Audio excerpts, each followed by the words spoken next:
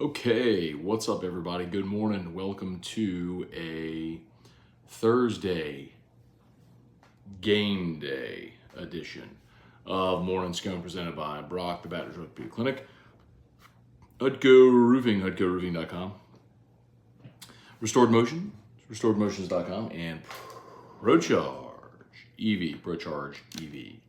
Good. All right, y'all, who dat? Game day. Saints, Jags, Thursday night football. I'm fired up for it.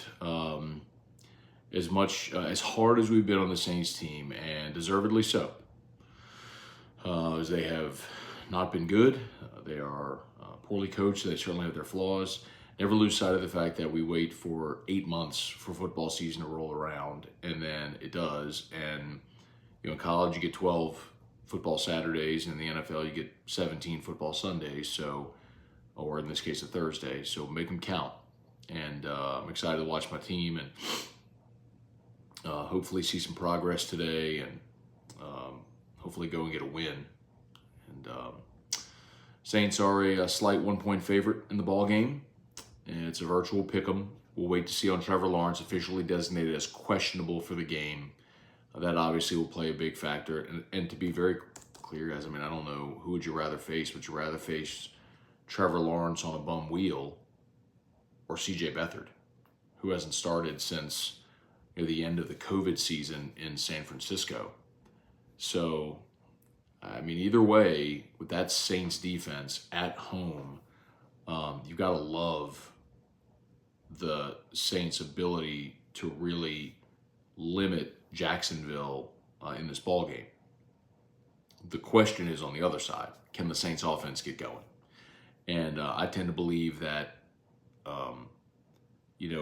when you are embarrassed, you tend to have the bounce back, right? When you are a high performer, when you're an elite athlete or elite at whatever it is, and you fail and you're embarrassed, you tend to go one of two ways. We talk about this with LSU after Ole Miss. You tend to go one of two ways. You fold like a cheap tent, or you get really PO'd and go work hard and get better. So I think we're going to see a good effort out of the Saints today. I think, obviously, it being a short week, I've talked about this a bunch, Jacksonville having to travel on the short. Anytime you have to travel on a short week, it's just such a disadvantage, because you play on Sunday, you get treatment on Monday, you have a walkthrough on Tuesday, you travel on Wednesday, and you play on Thursday. I mean, when you're on the road. So you compound that in Jacksonville with Trevor Lawrence's injury, and I like the Saints tonight. I think it's a low-scoring game. I think I picked it on the show, 21-17, something like that. But a low-scoring game, and I do like the Saints to get a win and get back in the win column. I think the big question really is, for the Saints, what does the offensive line look like tonight? As Hurst and Ramczyk are out for the game, do the Saints actually start Trevor Penning at left tackle, or do you start Andrus Peat at left tackle? Pete's back, after his groin injury. He had concussion and a groin injury, but Andrus Peat is back, and he at times in his career has been your backup left tackle. And if the Saints have been committed to trying to, lessen the load on Trevor Penning so he can come along more slowly, do you put Pete at left tackle? Remember, they signed Cameron Erving a couple of weeks ago. Cameron Erving was a teammate of Jameis Winston's at Florida State, was an all-everything left tackle at Florida State. He's played a bunch of football in the NFL at multiple spots. He's played both tackle spots. He's played guard. So, I mean, you could, with Ramczyk out, you could have Pete at left tackle, Cameron Erving at right tackle. Your guards could be Max Garcia and Cesar Ruiz. So we'll see what they elect to do, if Penning gets the start or not. But I think that's really interesting for the Saints game tonight. So we'll see whenever they run it out there and they have their first 11 on the field. But you paid Derek Carr $150 million, man. Go win this game. All right, let's say some good mornings here. We'll see what y'all got. As always, please smash that like button if you would. Subscribe up to the channel. Facebook, please like the Matt Moscona page, share the post. AFR today is at the Slattery over at Mockler. Looking forward to it, our watch party. So our winner, Ryan Phillips, will be there with his crew, and hope to have a great night tonight. Watch Saints win, get some food, and get some good drinks, and have a night. So, okay, let's say some good mornings here. Brian Wynn, Wendell Norman, JN3, good morning. Going to the game tonight. All right, let's go. Make defense great again. Good morning, Matt. With Bowers out, if Ole Miss manages to beat Georgia, will they go to Atlanta if LSU beats Bama and wins that? So you're saying if there's a three-way tie.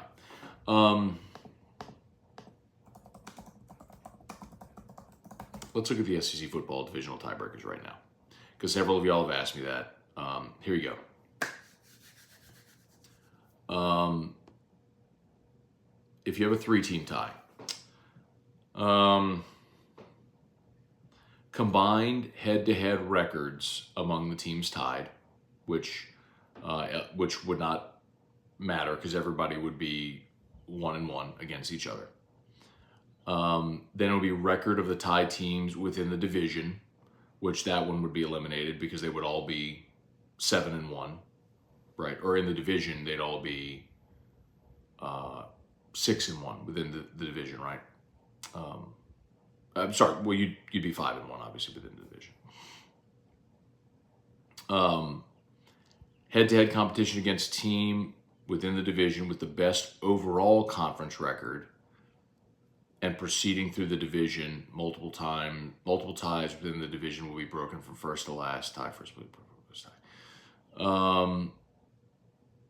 That doesn't play. Overall conference record, that wouldn't play if everyone's 7-1. Combined record against all common non-divisional teams. Oh gosh.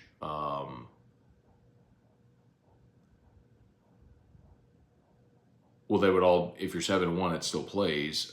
Record against the common non-divisional team with the best overall conference record. Oh gosh. There is no common among all three. Nope. So we'd go down to the last one, which would be the best cumulative winning percentage of non-divisional opponents. Oh my God. You'd have to go to the best cumulative conference winning percentage of non-divisional opponents. Oh my God.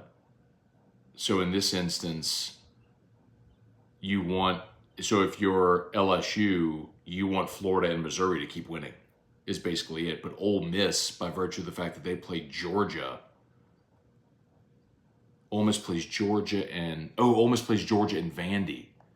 Hang on. So Ole Miss plays Georgia, Vandy. Bama,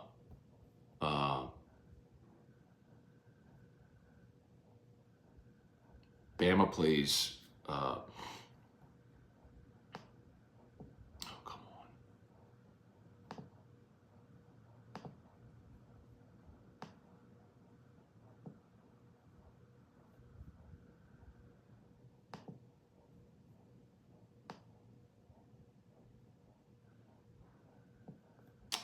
on. Bama plays Tennessee and Kentucky. Ole Miss plays Georgia, Vandy. So let's assume Georgia would be 8-0, but Vandy could be 0-8.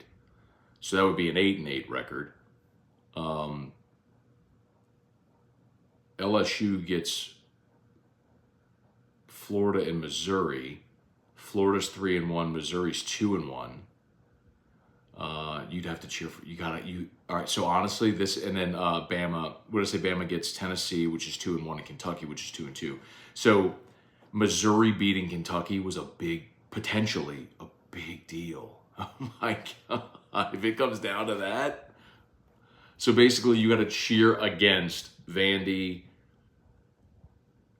Kentucky, Tennessee. That's what it comes down to. That's what it would come down to. And you would need to cheer for Florida and Missouri. LSU, if it goes down to that final tiebreak, it would be LSU, it would be Florida and Missouri's record. If Florida and Missouri combined have a better conference record than Georgia, Vandy, and Tennessee, Kentucky. Wow. So cheer against Tennessee, cheer against Kentucky, cheer against Vandy, and then Georgia, obviously. That if it comes to that. I don't think it's going to come to that, but how about that? Oh, man. Tim Gotro, what's up? Trav, 504, what up? Matthew Rhodes.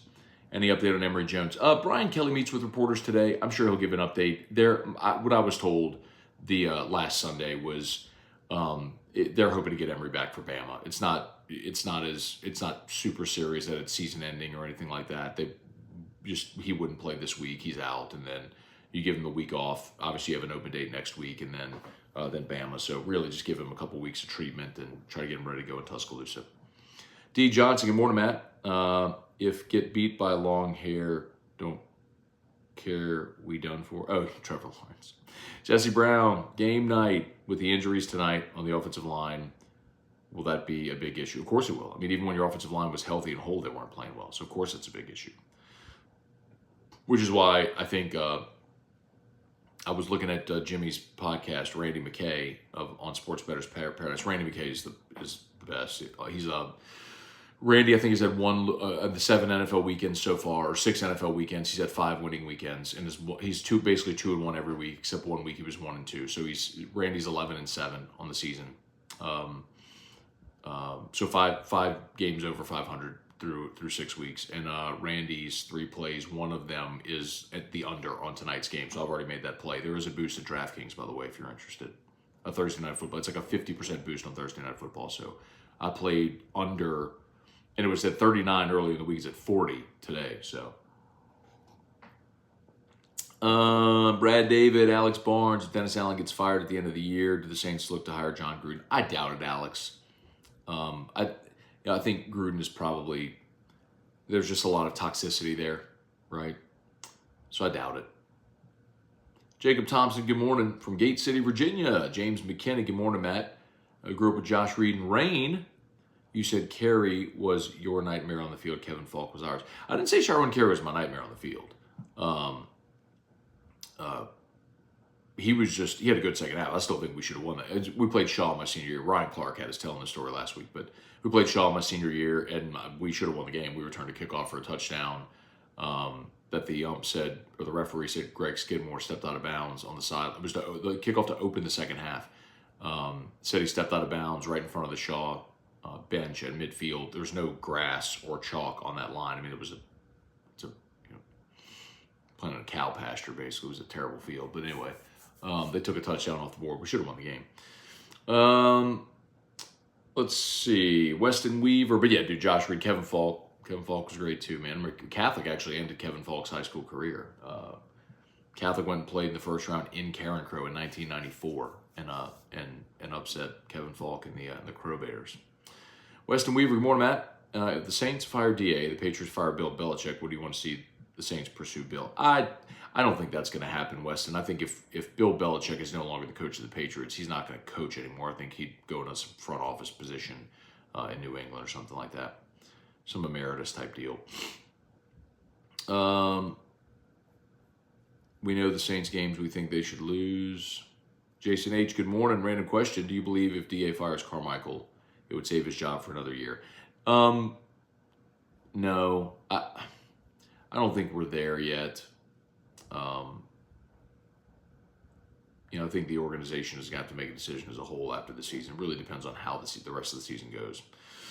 I mean, what if you go 9-8, win the division, and make the playoffs? Which is very possible. Actually, the Saints are still the odds-on favorite to win the NFC South.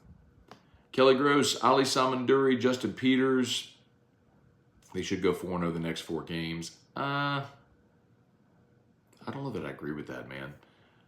2 of those are on the road, at Indy, at Minnesota. You are home against Jacksonville tonight, home against the Bears. We'll see the status of Justin Fields. I just don't think that there's any given with this team where you can say they should win. I mean, it's the NFL. It's hard to win, and the Saints aren't consistent. So, Bubba Smith, Ryan Hollis. Is Trevor Lawrence going to play? Don't know yet. He's officially listed as questionable, so we'll find out tonight. Michael Cook, Ken Bro, Brant Roban. Crazy how both the Saints and LSU are struggling on the side of the ball past few seasons. They are notorious for being dominant past decade. Josh DeVilliers, good morning, Matt. I hear Army runs triple option offense. Does that make Omar Spades' job harder as a middle linebacker? So Army runs a variation of the triple option. They ran the triple option for years, and I think we explained this. By the way, I'm interviewing Jeff Monken today, the Army head coach. He'll be on AFR. And Jeff Monken's talked about this on the record in the offseason. The NCAA changed blocking rules so to eliminate cut blocking.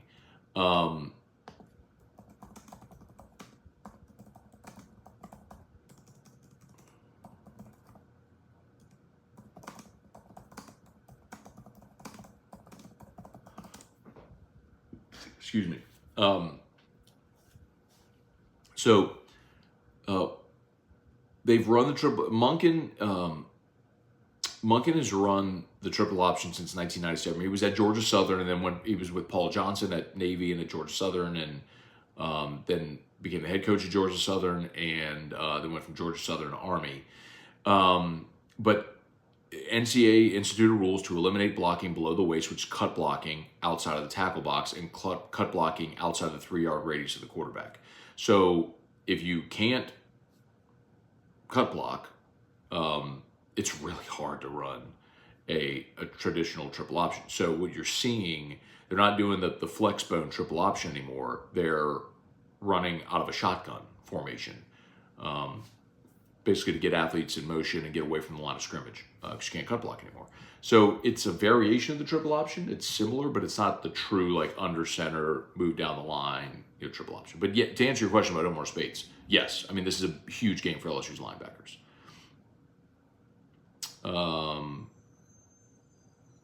Like your linebackers should have double-digit tackles. Spades, Penn. I guess you'll see Whit Weeks as well. Yes. Kevin Williams, morning, Scone. Do you think Kamara is good for 85 rushing and receiving yards combined? Sounds like you're looking to play a prop bet. I don't know, man. I don't love prop bets because, man, the sports books are generally right on with those things. The public loves overs, right? We love prop bets with overs. You don't like to take an under on a prop bet. So, my general feeling on something like that is take unders on prop bets. But where's the fun in that, right? You don't want to cheer for Alvin Kamara to not get 85 yards. So I'm going to abstain from your comment, from your question. Megan Hurst, Patrick Berglass, good morning. Think you might cop yourself a pair of Reebok pumps. I already got a pair of Reebok pumps. You can buy pumps. What I want are the Shagnosis shoes. Jamie Leday, Mark Vitanovich, what's going on? Brant Broban, maybe a dumb question. If the Heisman is based on individual performance, why does the team record affect the outcome? It's not a dumb question, Brant, but I don't get to make the rules, and people are, in this case voters, so often are beholden to history and sentiment and sort of the way things are or were. So I'm not going to change it. You're not going to change it. It's just what it is. I think a big part of that is most voters don't get to watch every player in the country. So you're more likely to watch players on great teams. That's just generally how it goes, right?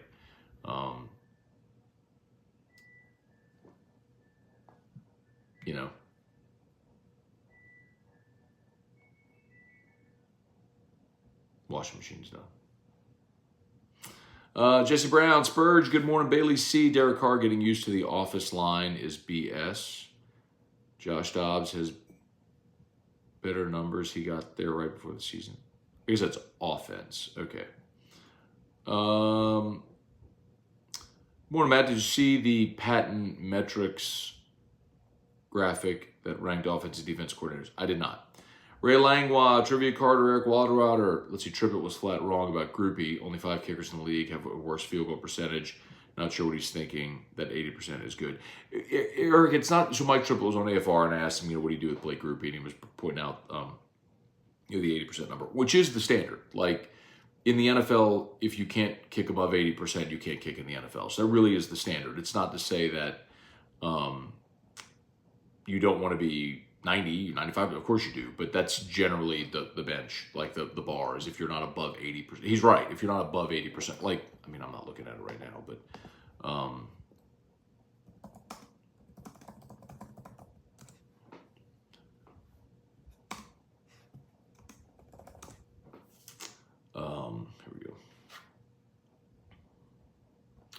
So your field goal percentage. Brandon Aubrey is at 100%. Chris Boswell, Harrison Butker, Anders Carlson, Nick Folk, Cairo Santos, Austin Seibert are all at 100%. Kai Fairbairn, who the Saints saw in Houston, is at 94.4. Zerline's 93.3. Prater 92. Matt Gay 91. Younghoe Koo at 90.9. Chase McLaughlin at 90. So, I mean, I get your point. Like, I'm not saying you're wrong. Of course, you'd love your kicker to be above 90%. Groupie is at, look at the wrong list. Groupie is at 81.2%. So, I mean, yes, you're right. And that the bottom of the league is Brett Maher at 80. Then Graham Gano, Joey Sly, Jason Myers, Jason Sanders are all below 80%. So you're not wrong in that respect, but that is sort of the benchmark. It's like you got to be above 80%. But yeah, I mean, I'm with you. Like, I wish Justin Tucker was the Saints kicker. He's not. Hey, Dad, good morning. Rooney Email, good morning. What's up, my dude? Tiger Diver, good morning. Scone, do you think the Saints get done tonight? I do. I do think the Saints win. Y'all know me. If I thought they were going to lose, I'd tell you I think they're going to lose. I like the matchup. Even before we knew Trevor Lawrence was hurt, I think Jacksonville traveling on a short week is a huge disadvantage. All the things I've said a bunch. Saints defense is good, home crowd, prime time, all that. It's a good situation for the Saints, and it's a good bounce back situation. I think it's a low scoring game, but I do like the Saints to win it. UGA plays Ole Miss. I don't think Ole Miss beats them. I agree with you, Tiger Diver, but the question was a hypothetical if everyone does end up tied. That's why I went through the tiebreaker. Make defense great again. Do we cheer for Tennessee this weekend or for Bama? You absolutely cheer for Tennessee. You want Bama to take a second L. 100% you want that. Because you could still end up in a situation where, let's say hypothetically, if LSU were to, let's say hypothetically, if Bama loses to Tennessee. If Bama loses to Tennessee, that's Bama's second conference loss. That would be Bama's first conference loss. You have to beat Bama either way. So what Tennessee does this weekend against Bama, like, if you're LSU, you have to beat Alabama either way. So,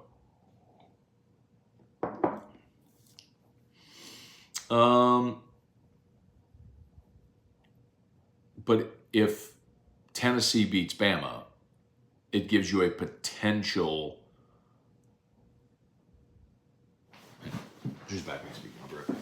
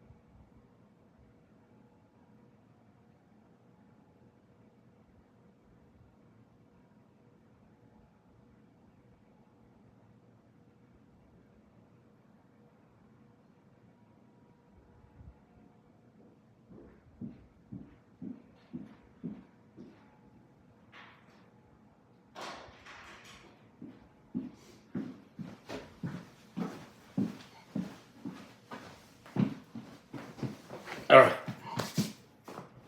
It's 7:57. Let's do a few more minutes here, y'all. Please smash that like button. If you're there on YouTube, Facebook, please like the Matt Scone page. Share the post. As always, shout out to Brock. I was at Brock yesterday. I had to do an MRI on my back.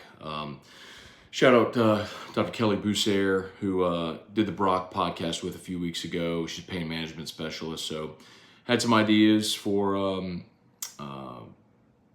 potential. I am not doing back surgery. I'm not doing back surgery ever.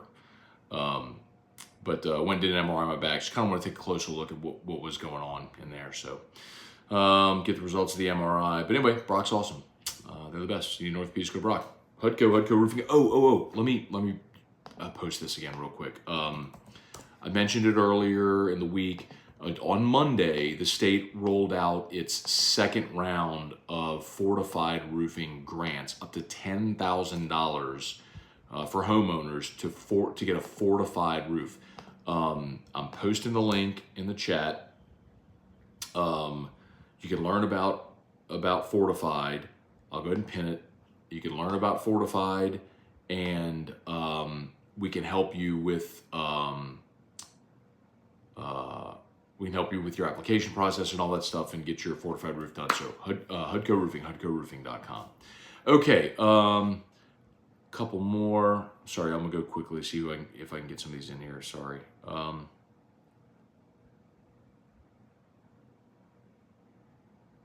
Brett DeGrow, Jamunison, good morning. Let's get the Saints win tonight. Chris P, Neville Lewis, Abner Neal, Hunter Broadhead, Matt, good morning. Do you think Eric Bieniemy goes through the coaching cycle again? I don't know. James McKinney, how did the back appointment go? Yep, we had an MRI done. So gonna wait and see the results of it and see what it says. I mean, I've had chronic back. I've talked about Crystal Poche here forever, helping me with my chronic neck and back pain. So, and she's amazing. Dr. Broussard wanted to do an MRI to kind of look at what is really going on there that's causing all the chronic back stuff. So, go really. Good morning, Maddie. Other day I said Caleb Williams, reference Caleb Jackson. My bad. I knew what you meant. I think I corrected. I knew what you meant. David Gilmore, Daniel Holden. Good morning. How do you think the LSU O-line looks next year? I think really good. I think obviously you have your two bookend tackles with Emory Jones and Will Campbell. Lance Hurd's going to start somewhere on the line. Theoretically, you could move Jones into one of your guard spots and Hurd at right tackle.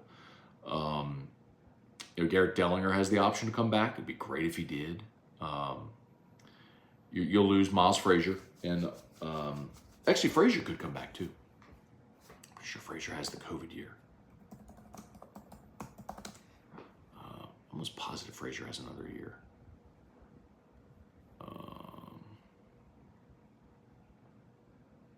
Yeah, he's a redshirt junior. So Frazier has another year if he wants it. He could go pro, but he has another year.